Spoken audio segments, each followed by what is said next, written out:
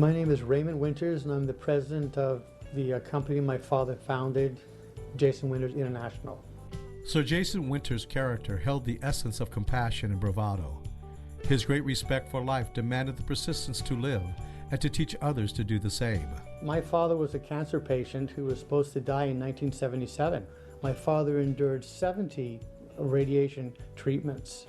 And after going through everything that the doctors had asked him to do, they told him that he was going to die anyway. He had 90 days to live.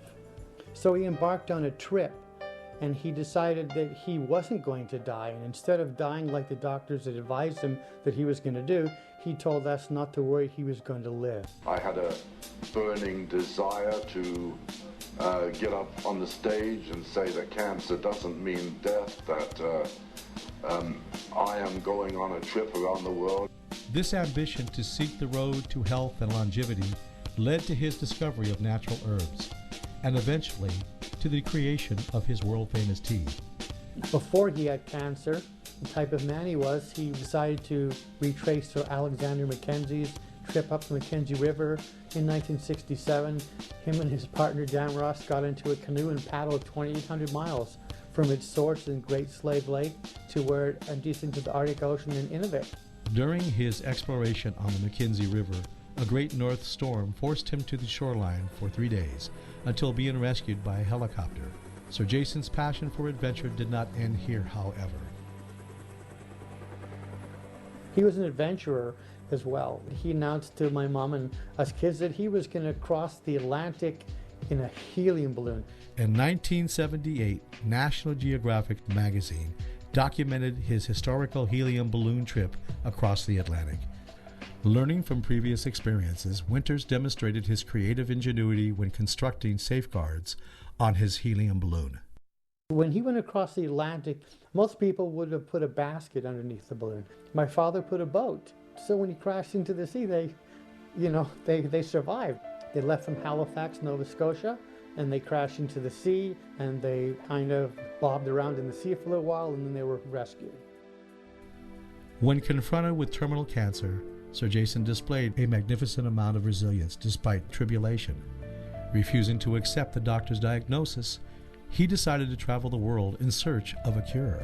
He wanted to live for himself and for his family.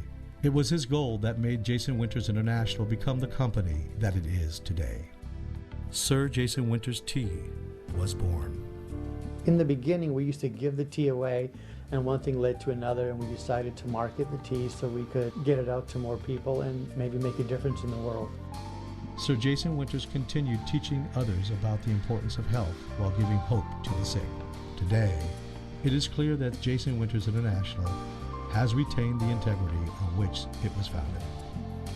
My tea is manufactured using the same process that we've used since 1980. We don't add any food coloring or any additives to any one of the Jason Winters products.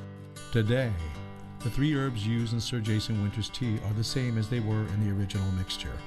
He discovered that 2,500 years ago, the Buddhists used a special herb called herbaline. With no more than $6,000 in credit cards, Sir Jason took his family to Singapore in search of this herb.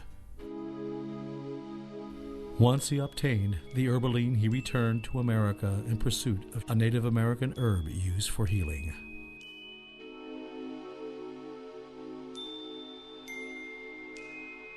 Continuing his desperate search to find a cure for his disease, Sir Jason Winters traveled to England. While in England, the Archbishop of Canterbury introduced him to an herb called red clover. It's made of 3 herbs, the clover tops, sage and chaparral, and herbaline. Each one of those herbs in their own right has health benefits on their own. You can get on the internet or do your own research at the library, and the benefits on those herbs will come up independently researched. Sir Jason Winters was a very accomplished man, and his list of accolades is enough to circle the globe. Through his journey, he had found a way to extend his life and give hope to those in need.